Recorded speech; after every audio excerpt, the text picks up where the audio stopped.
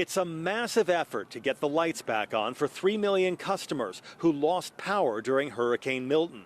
Thousands of linemen from across the country and Canada are working around the clock, and Florida officials say they expect electricity to be fully restored by Tuesday night. We need to make sure our power plants are intact, transmission is intact. Then we have to break it down by customer class.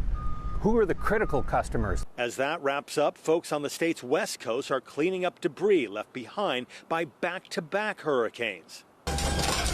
Governor Ron DeSantis has directed 2,800 workers to remove debris over the next 90 days after President Biden agreed to reimburse the state 100% of the costs. This is stuff from Helene, and this stuff from Milton.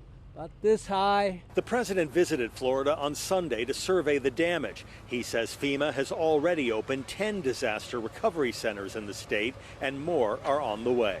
It's in moments like this we come together to take care of each other, not as Democrats or Republicans, but as Americans. But as the cleanup continues, some communities still face the threat of additional flooding, including in Hernando County, where river levels haven't crested yet. Call for emergency services or call our Citizens Information Line.